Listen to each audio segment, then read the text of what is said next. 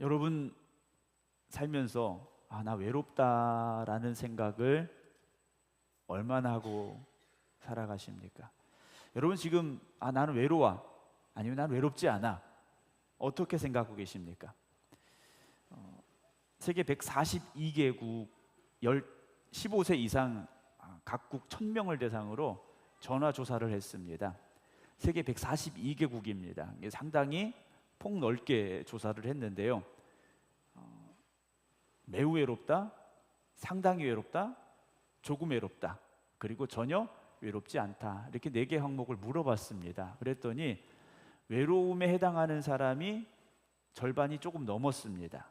그러니까 51%가 난 외롭다 이렇게 생각을 하고 있다라는 거죠. 그러니까 여기 모인 분들 중에도 절반은 외롭다 생각을 하고 계세요. 남자와 여자를 좀 봤습니다. 그랬더니 다음 화면 보여주시죠. 네. 똑같았습니다. 51%. 그러니까 남자나 여자나 똑같이 외로운 겁니다. 남자는 외롭지 않아? 아니에요. 남자도 외롭고 여자도 외로울 수 있다라는 거죠. 그럼 나이대를 봤습니다. 어느 나이대가 제일 외로운가 봤더니 19세에서 20세, 우리로 말하면 20대입니다. 20대가 제일 외롭대요. 20대가 제일 외롭답니다. 전 의외의 답이었습니다. 20대면 그래도 대학교를 다니든지 어떤 직장을 다니든지 또 활발한 친구 모임들이 있을 때인데 오히려 20대 때가 가장 외로움을 느끼고 있다라는 거죠. 그러니까 여기 지금 누가 제일 외롭습니까? 20대. 20대 한번 손 들어보세요. 아연이도 20대죠 아직. 네. 마곤사님은 아니고요. 네. 은근슬쩍 묻어가려고 하셔도 안 돼요. 네. 그러니까 20대들을 좀 많이 사랑해 주시기 바랍니다. 그러면 한국은 세계에서 얼마나 외로운 나라일까라는 거죠. 142개국을 대상으로 조사를 했는데 우리나라가 42등을 했답니다. 1등 아닌 게 정말 다행이지 않습니까? 우리나라가 42등을 했는데 필리핀이 의외로 1등을 했어요. 제일 외로움을 느끼고 있는 나라. 또 반대로 베트남은 제일 꼴찌를 했어요. 142위를 했습니다. 어떤 국가적인 상황이 있는지 그들의 환경이 어떤지는 알 수 없습니다만 필리핀이 제일 외로운 나라라고 조사 결과가 나왔습니다. 그렇다면 우리나라를 한번 이렇게 조사를 해봤어요. 우리나라 대상으로 조사를 했는데 꽤 많은 사람들이 외로움을 느끼고 있다가 53%, 외로움을 느끼는 사람들이 약간 있는 것 같다 38%, 둘 다 외로움에 대해서 긍정적으로 말을 한 사람들, 그러니까 외롭다라고 대답을 한 겁니다. 전체적으로 보면 얼마나 되느냐? 91%입니다. 그러니까 우리나라 사람들이 내가 외롭든지 내 주변에 외로운 사람이 있든지 10명 중에 9명은 외로움에 대한 생각들을 하고 있다는 거죠. 외롭지 않다고 말하는 사람들은 6%에 불과했습니다. 3%는 잘 모르겠다라는 거예요. 그러니까 10명 중에 9명 이상은 외로움에 대해서 어쨌든 인식을 하고 살고 있다라는 거죠. 자, 그러면 아까 20대가 제일 외롭다고 그랬잖아요. 전체적인 대답에서는 20대가 제일 외로움을 느끼고 있다고 그랬는데 재밌는 결과가 하나 있습니다. 그 다음 화면 보여줄까요? 여기 보면요, 20대부터 50대까지 설문조사를 했습니다. 60대는 빠졌어요. 60대, 70대, 80대는 빠졌는데 20대에서부터 50대까지 설문조사를 했는데 각 연령대에서 어떤 대답이 나왔냐면 외로움을 가장 많이 느끼는 연령대가 어디라고 생각하느냐? 20대는 20대라고 대답하고 30대는 30대라고 대답하고 40대는 40대, 50대는 50대. 결국 누가 제일 외롭습니까? 내가 제일 외롭대요. 네. 내가 제일 외롭다 이렇게 대답을 했다라는 거죠. 그래서 이걸 일반인들과 또 신앙을 가지고 있는 개신교인들과 비교를 해봤습니다. 다음 화면요. 일반 국민들은 외로움에 대해서 난 외롭다 생각하시는 분들이 54%, 외롭지 않다가 44%, 잘 모르겠다 2%였어요. 개신교인들은 어땠느냐? 외로움에 대해서 난 외롭다라고 인식하고 있는 분들이 46%, 외롭지 않다가 54%. 그래도 외롭지 않다라고 생각하시는 분들이 조금 더 많았어요. 이걸 연령별로 봤습니다. 연령별로 보니까 교회에서 외로움을 느끼는 비율이 20대 때는 20대에서는 52%, 30대에서는 47%, 40대에서는 51%, 50대에서는 52% 비슷비슷한데 60세 이상으로 가면 36%만 나는 외롭다라고 생각을 하고 계셔요. 그러니까 오늘 여기 예배드리는 우리 성도님들 중에 60대 이상 되신 분들은 한 3분의 1만 외롭다 이렇게 생각을 하고 계시다라고 보시면 돼요. 그럼 결혼한 사람과 결혼하지 않은 사람 또는 어떤 이혼이나 가정의 문제가 아픔이 있는 분들은 어떻게 조사가 됐느냐? 누구하고도 같이 살고 있거나 또는 뭐 부모님이나 이렇게 결혼하지 않은 상태에서는요, 외롭다라고 여기 생각되는 비율이 42%, 54%였는데 기타 이혼이나 사별 이런 분들에게서는 65%가 외롭다라고 대답을 하셨다라는 거예요. 그럼 가구 원수, 즉 식구들의 숫자를 보면 당연히 혼자 사는 사람들이 외로움을 느끼는 비율이 월등히 높았습니다. 59%나 됐어요. 경제적인 상황을 보면 여기도 역시 경제적으로 매우 어렵다라고 대답하시는 분들이 외로움을 느끼는 비율이 또 훨씬 높았고요. 자, 교회 출석 여부입니다. 교회를 출석하는 사람들과 개신교인임에도 불구하고 출석하지 않는 사람들의 외로움을 느끼는 비율을 봤는데요. 교회 출석하시는 분들은 45%가 외롭다라고 대답을 했고, 가나안 성도, 이 거꾸로 말해야 되지 않습니까? 안 나가 성도, 내가 하나님을 믿어요, 믿음은 있는 것 같아요, 그런데 교회를 안 나간다 하시는 분들은 52%가 나는 외롭다라고 대답을 했습니다. 그러니까 그래도 교회에 나오시는 분들이 외로움에 대해서는 그래 난 외롭지 않다 대답을 하신 분들이 많았다라는 것이고요. 그럼 교회를 얼마나 오래 다녔느냐? 신앙의 연수를 보면요, 20년 이하 교회를 다니신 분들은 외롭다라고 느끼는 비율이 56%였어요. 그러나 30년 이상 교회를 다니신 분들은 외롭다고 생각하시는 비율이 38%로 뚝 떨어졌다라는 거죠. 그래서 교회를 오래 다니신 분들이 그래도 나는 외롭지 않다라고 대답을 하셨다는 거예요. 그러면서 이제 외로움에 관해서 또 한 가지 이렇게 질문을 했는데요. 나는 자주 혼자라고 느낀다. 그러니까 나는 혼자라고 느끼는 비율이 높다라고 대답하신 분이 40%예요. 정말 혼자 있어서 혼자가 아니라 이렇게 예배를 드리고 있고 또 누군가와 같이 대화도 하고 밥도 먹지만 난 혼자야 라고 생각하시는 분들이 40%였다라는 거죠. 그리고 나는 의지할 사람이 없다고 자주 느끼는 분들이 33%였다라는 거죠. 그러니까 내 곁에 누구도 나에게 힘이 돼주지 않고 내가 의지할 사람이 없구나 하시는 분들이 무려 33%, 3분의 1이었다라는 거죠. 그렇다면 이렇게 외로움을 느끼는데 외로움을 어떻게 풀려고 하는가? 교회 다니시는 분들입니다.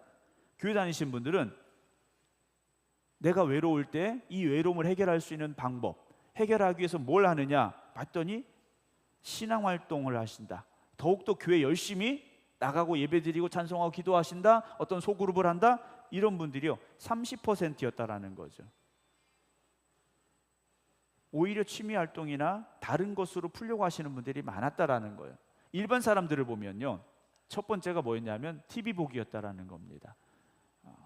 여러분, TV를 보는 게 나쁘다는 건 아니에요. 그러나 TV에 집중하다 보면 오히려 관계에 있어서 더 문제가 생기기 쉽습니다. TV 속에 주인공하고 대화하지 마시고요, 하나님과 대화하시기 바랍니다. TV 속에 나오는 내가 좋아하는 연예인 보고 오빠 하지 마시고요, 하나님 보고 아빠를 부르시기 바랍니다. 교회 내에서도 외로운 사람들 있다라는 거죠. 아까 말씀드렸습니다만 교회 내에서도요 외로움을 느끼는 사람들이 36%입니다. 그러니까 지금 여기 예배드리는 우리 중에도요 3분의 1은 여기 왔는데도 외로운 거예요. 내 옆에 사람이 외로울 수도 있고 내가 지금 외로울 수도 있다라는 거죠. 교회 내에서 소그룹을 우리로 말하면 이제 속회 같은 속회나 선교회지 않습니까? 이걸 참여하시는 분들이 외로움을 느끼는 비율을 보면 참여 안 하신 분들이 훨씬 더 외롭다. 61%가 나는 외롭다라고 대답을 했어요. 한 가지 더 보면, 그렇다면 교회에서 왜 외로움을 느끼느냐라는 거죠. 교회에서 왜 외로움을 느끼느냐? 가장 큰 이유가 마음을 터놓고 이야기할 사람이 없을 때였습니다. 교회 왔는데 정말 내 속마음을 터놓고 이야기할 사람이 없어서 외롭다라는 거죠. 여러분은 어떻게 생각하십니까? 교회 안에서 내 속마음을 털어놓고 이야기할 분이 있습니까? 대답을 안 하시는 거 보니까 외로우시군요. 그럼 왜 속살까라는 거죠? 왜 내 속에 있는 마음을 털어놓지 못합니까? 첫 번째는 내가 속에 있는 걸 이야기하기가 너무 부끄럽거나 아플 수 있기 때문이에요. 두 번째는 내가 이야기했을 때 그 사람이 어떻게 반응할지 몰라서 이야기하지 못합니다. 세 번째, 내가 이야기했을 때 이 이야기가 이 사람 말고 다른 사람도 알까 봐 걱정돼서 이야기를 못합니다. 사랑하는 성도 여러분, 교회 안에서 누군가 나에게 아픔을 이야기할 때, 여러분 그 아픔을 이야기할 때는요, 내가 그 사람에게 의지할 대상이고 내 속마음을 털어놓을 수 있다고 믿기 때문에 이야기하는 겁니다. 그런 사람에게 이야기하는 거예요. 그렇다면 그 이야기를 듣는 사람은 어떤 마음을 가져야 될까요?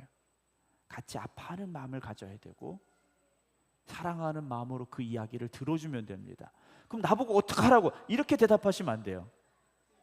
누군가 힘든 문제를 나한테 얘기했는데 아니 그럼 내가 어떻게 하라고? 여러분 그 이야기를 하시는 분은요, 나에게 해결의 방법을 원하는 게 아니에요.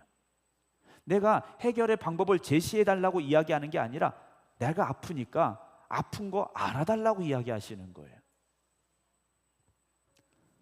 오늘도 이 어린 아이들, 이제 교회학교 어린이들 같이 와서 예배를 드렸는데요. 앞에 찬양을 애들이 율동하고 찬양하는데 막 여러분 보셨잖아요.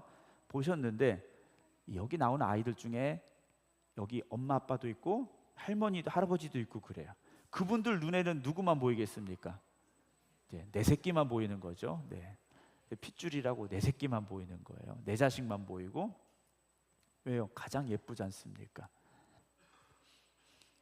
여러분 우리는 사실 아픔 때문에 힘들어하고 어려워합니다. 아이들이요 다 잘하지 않아요.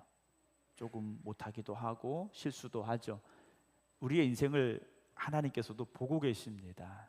우리의 삶을요 하나님 보고 계셔요. 하나님 보시기에 여러분들은 어떤 존재들일까요?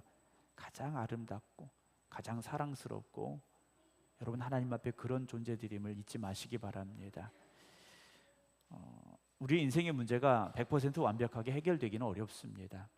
그 문제를 다 안고 우리가 살아가는 거예요. 외로움의 문제도 안고 살아갑니다. 그렇다면 이 외로움의 문제, 어떤 인생의 문제, 이런 것들을 오늘 우리가 어떻게 대처해야 하고 또 어떻게 하면 조금 더 우리가 이 외로움이라든지 인생의 문제에서 자유함을 얻을 수 있을까 함께 말씀을 나누려고 합니다. 요즘은 뭐 핵가족 이런 말보다 나노가족이라는 표현을 씁니다. 단순히 그 집이 가구원이 뭐 한 명이다, 두 명이다 이런 의미가 아니라 집에 뭐 몇 명이 살아요. 몇 명이 사는데 다 각자의 삶이 다르다라는 거예요. 서로의 삶에 대해서 그렇게 터치를 안 하는 거예요. 너는 너의 삶이 있고 나는 나의 삶이 있고 그렇게 구분되어 사는 가정들이 점점 늘어나고 있다라는 거죠. 영국에는요 고독부라는 부서가 있대요. 우리나라 이제 뭐 교육부 뭐 이런 부서처럼 고독부라는 게 2018년에 생겼답니다. 그래서 장관도 있대요. 일본에는요 그 내무성 관할로 고독 고립 담당실이라는 이제 실장이 맡는 그런 부서도 생겼다고 합니다. 우리나라 서울시청에서도 이 부서가 하나 생겼다라는 뉴스가 있기도 했는데요. 세계는 점점 외로워지고 있습니다. 근데 이 외로움과 고독은 조금 다른 의미입니다. 외로움과 고독은 조금 달라요. 문제는 고독함보다는 외로움이 문제입니다. 나는 누구하고 같이 있고 싶은데 그렇지 못한 거예요. 누군가 나와 함께 하기를 원하는데 그렇지 못하다라는 거예요. 하나님이 천지 만물을 창조하셨습니다. 하나님 천지 만물을 창조하실 때 사람을 많이 만들지 않으셨어요. 아담을 하나 만드셨습니다. 왜 하나만 만드셨을까요? 왜 아담만 만드셨을까요? 어떤 분이 그러더라고요. 이게 잘 만들어졌는지 확인해 보려고, 잘 될지 확인해 보려고 딱 만들었대요. 근데 첫 번째 만든 아담이 좀 뭔가 부족해가지고 여자를 만드셨다라고 이야기하시는 분들이 있더라고요. 그렇진 않습니다. 네, 저도 남자예요. 네, 하나님께서 아담을 만드셨는데 왜 하나만 만드셨을까? 하나님과의 관계 속에서 모든 것이 완벽했습니다. 하나님과의 관계 속에서 외롭지도 않았고 슬프지도 않았고 행복했어요. 아담이 만들어졌을 때부터 외로워 보였고 문제가 있었느냐? 그렇지 않았더라는 거예요. 하나님과 함께하는 시간이 날마다 기쁨의 시간이었고 감사의 시간이었을 거라는 거죠. 그런데 이상하게 시간이 점점 지나다 보니까 창세기 2장 18절 말씀 보면 여호와 하나님이 이르시되 사람이 혼자 사는 것이 좋지 아니하니 내가 그를 위하여 돕는 배필을 지어야 되겠다라고 하나님께서 말씀을 하십니다. 아담이 어느 순간 외로움을 느끼기 시작했습니다. 왜 그랬는지는 모르겠어요. 근데 어느 순간 아담은 하나님만으로는 만족함이 없는 상태가 되고 말았다라는 거죠. 그래서 하나님께서 하와를 만드셔서 아담과 함께하게 하셨어요. 그때 창세기 2장 23절에 아담이 이렇게 말합니다. 아담이 이르되 이는 내 뼈 중에 뼈요 살 중에 살이라 그래요. 얼마나 소중하면 이렇게 말했겠습니까? 아담은 너무 행복해졌어요. 그런데 이 행복이 오래 갔느냐? 그렇지 않았습니다. 하나님의 말씀에 불순종하고 범죄가 그들 안에 들어왔을 때, 뱀의 유혹에 빠져 그들이 범죄하게 됐을 때 내 뼈 중에 뼈요 살 중에 살이라는 이 관계는요 깨지고 말았다라는 거죠. 하나님과의 관계도 깨졌고 사람과 사람과의 관계도 깨지고 말았다라는 겁니다. 먹은 결과가 무엇인가? 창세기 3장 5절 너희가 그것을 먹는 날에 너희 눈이 밝아져 하나님과 같이 되어 선악을 알 줄 하나님이 아심이라 그랬어요. 선악을 알게 되는 걸 하나님이 아셨다라고 되어 있는데, 그럼 이 말의 의미 속에 한 가지 오늘 제가 드리고 싶은 말씀은 무엇이냐? 안 좋은 것이 보여지기 시작했다라는 거죠. 뼈 중에 뼈 살 중에 살이랄 땐 좋은 것만 보여졌는데 범죄하고 나니까 안 좋은 것이 보여지기 시작했어요. 자, 여러분의 남편에 대해서 100% 만족하시고 여러분들의 아내에 대해서 100% 만족하시고 여러분들의 부모에 대해서 자녀에 대해서 100% 만족하십니까? 여기 있는 목사에 대해서 100% 만족하십니까? 함께 신앙생활하는 성도들에게 100% 만족하십니까? 그렇지 않아요. 네, 이 스피커도 만족하게 못하지 않습니까? 여러분 100점짜리 남편 찾기 어렵습니다. 불가능할지도 몰라요. 왜냐? 저도 100점이 아니니까. 왜 100점이 되지 못할까요? 안 좋은 게 보여지는 겁니다. 내 눈에 그 사람의 약점이 보여지게 되고 그 사람의 부족한 게 보여지게 되고 하나님만 바라볼 때는 그렇지 않았는데 범죄하고 나니까요 상대방의 잘못된 것들이 보여지기 시작합니다. 더 나아가서 3장 7절 보면 이에 그들의 눈이 밝아져 자기들이 벗은 줄을 알고 무화과 나무 잎을 엮어 치마로 삼았더라. 자기의 약점을 감추기 시작합니다. 그러면서 우리는요 자기를 포장하기 시작합니다. 그렇지 않은 척 포장하게 돼 있어요. 어제 아이들이 수영장 가려고 1층에서 옷을 갈아입더라고요. 제가 우연히 옷 갈아입는 시간에 들어갔는데 유치부 아이들은 그냥 이제 막 갈아입어요. 네. 조금 큰 애들은 어딘가 숨어서 갈아입어요. 네. 뻔히 다 보이는데도 어딘가 숨어서. 우리도 마찬가지인 것 같아요. 나의 외로움, 나의 아픔, 내가 남들보다 뭔가 부족한 것들, 여러분 이런 것들을요 조금씩 감추고 싶어 하고요 그렇게 드러내고 싶어 하지 않는다라는 거죠. 그러면서 우리는 다른 사람과의 관계 속에서 보이지 않는 담을 조금씩 쌓아가기 시작합니다. 어찌 보면 외로움을 느끼고 있다는 것은 내가 그만큼 내 담을, 내 벽을 다른 사람과의 관계 속에서 조금 더 높이 쌓아갔던 것은 아닐까 하는 것이죠. 요한복음 3장 말씀 봅니다. 예수님께서 유대를 떠나서 다시 갈릴리로 가시게 되는데 사마리아를 통과하여야 하겠는지라라는 말씀으로 수가성에 가신 사건이 기록이 되어지고 있어요. 여기 보면 사마리아를 통과하여야 하겠는지라, 이건요 예수님께서 거길 가자고 하신 거예요. 예수님은 유대인입니다. 유대인은 사마리아 사람과 상종하지 않았어요. 그런데 왜 하필 사마리아를 통과해서 수가성이라는 곳에 들어가셔야 했는가라는 거죠. 주님이 만나 주셔야 될 사람이 거기 있었기 때문이라는 거죠. 그냥 가다가 우연히 목이 말라서 우물가에 계셨고 제자들이 먹을 걸 구하러 성에 들어갔고 주님 혼자 계신데 이 여인을 만난 게 아니라 주님은 그 여인을 만나시기 위해서 거기까지 가셨다라는 거죠. 요한복음 3장 6절 7절입니다. 거기 또 야곱의 우물이 있더라. 예수께서 길 가시다가 피곤하여 우물 곁에 그대로 앉으시니 때가 6시쯤 정오쯤 됐습니다. 사마리아 여자 한 사람이 물을 기르러 왔다라고 돼 있어요.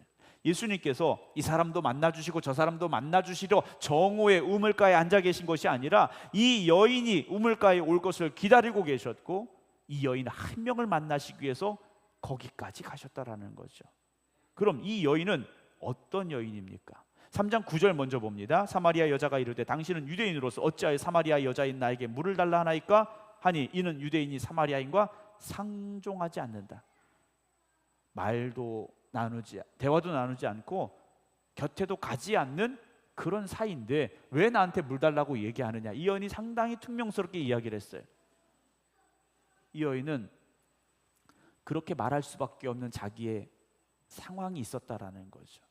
여러분 교회 왔는데 누군가 표정이 좋지 않아요. 누군가 말하는 게 좀 무뚝뚝해요. 예전 같지 않아요. 그러면 빨리 아셔야 돼요. 그분이 뭐가 문제가 있는 거예요. 뭔가 아픈 게 있고 속상한 게 있고, 여러분 그런 분들에게 더 친절하게 대하시기 바랍니다.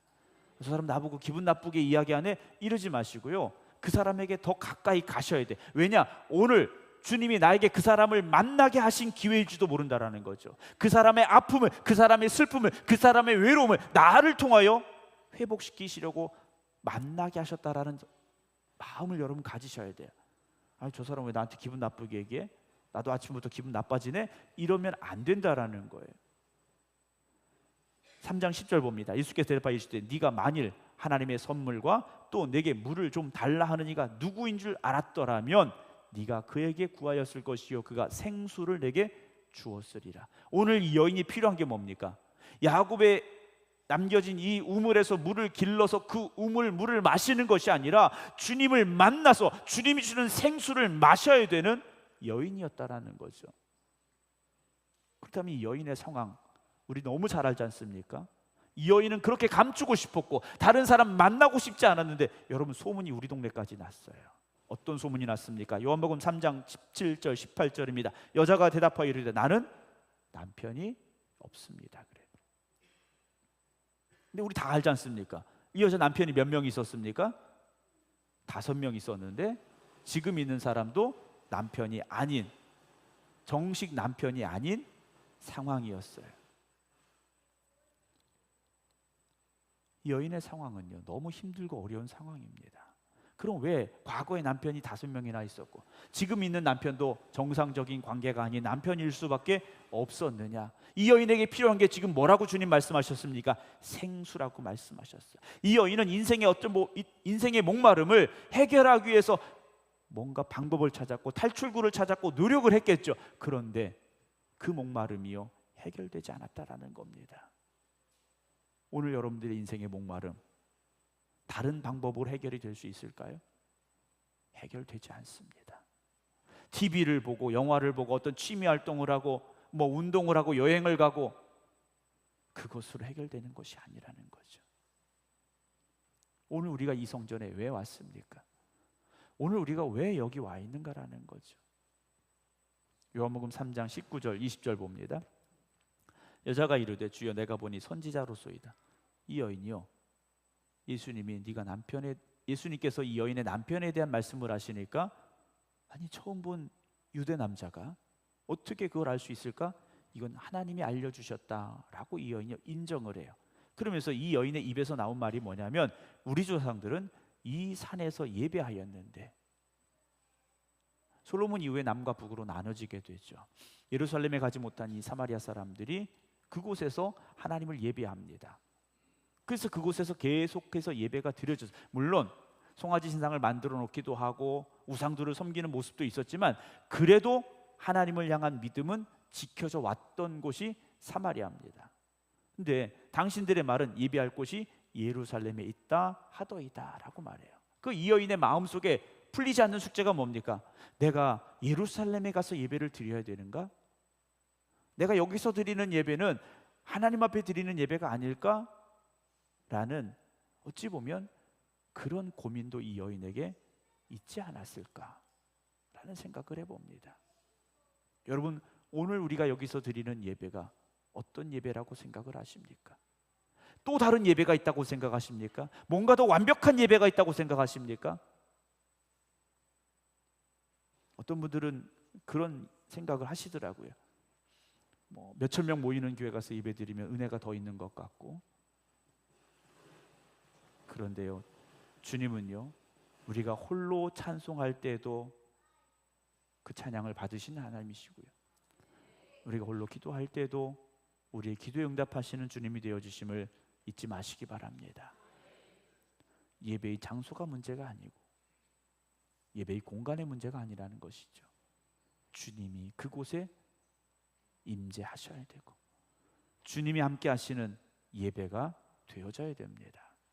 오늘 본문 말씀 46절 봅니다. 사도행전에 나와 있는 처음의 교회의 모습입니다. 처음의 교회의 모습인데요, 날마다 마음을 같이하여 그랬습니다. 초대교회는 마음을 같이 했다라는 거죠. 여러분, 저와 여러분들의 마음이 같이하는 마음이 되어져야 되고, 여러분들 옆에 있는 분들과 마음이 같이 할 수 있는 그런 예배가 되기를, 그런 교회가 되기를 주님의 이름으로 축원합니다. 교회에 왔는데 3분의 1이 여전히 외롭다면 이건 문제가 있지 않습니까? 마음을 같이 하여. 근데 마음을 같이 하는데 어떻게 해요? 날마다 그랬습니다. 날마다. 주일날만 반짝 마음을 같이 하고 월요일 되면 모르겠고, 이래서는 안 된다라는 거죠. 여러분, 끊임없이 관심을 가지시기 바랍니다.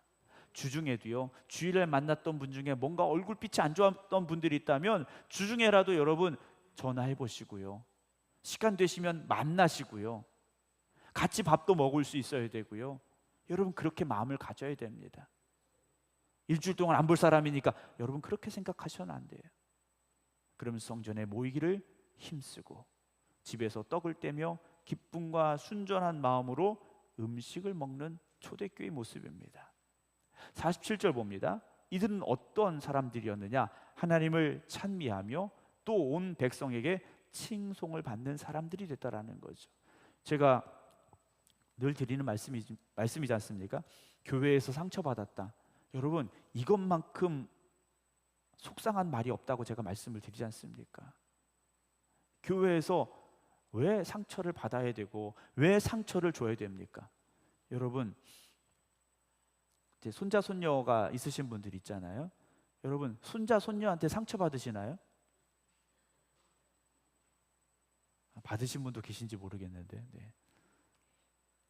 오늘 새벽에 우리 임순구 장로님, 손녀딸 교회 와서 새벽에 와서 예배 드리고 기도 받고 이제 갔는데, 미국으로 대학을 가서 이제 할아버지 집에 왔었던 것 같아요. 권사님 너무 예쁘시잖아요. 손녀딸 볼 때 너무 예쁘잖아요. 여러분, 옆에 사람을요 손주 보듯이 한번 쳐다보세요. 네. 그러면 문제 될 게 없습니다. 근데 저도 그렇게 보려고 하는데 잘 안 돼요. 네. 하나님께서 우리를 보실 때 우리를 어떤 눈으로 바라보시겠습니까? 하나님이 창조하신 가장 아름다운 존재로 저와 여러분들을 보고 계시지 않겠습니까?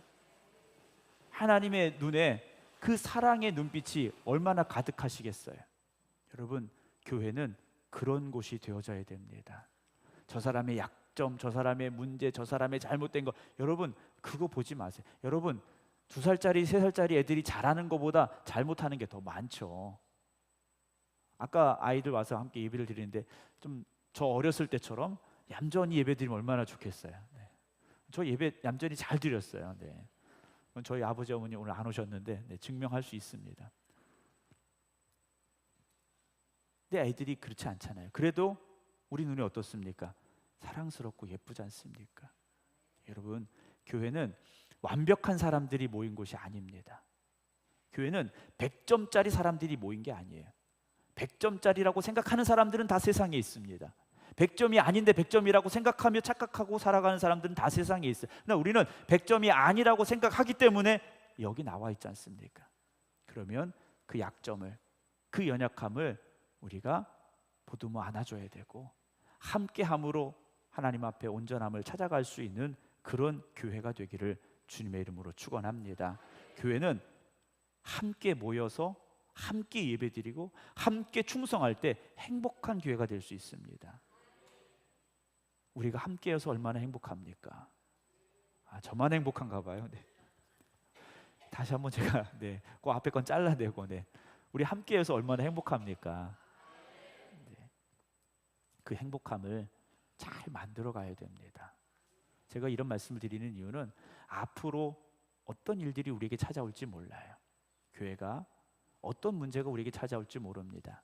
그러려면 이 행복함, 이 아름다움을 지켜가야 되고 굳건히 세워가야 됩니다. 그리고 교회를 찾아오는 힘들고 어렵고 연약하고 아픈 이들을요 우리가 품어 안아줘야 됩니다.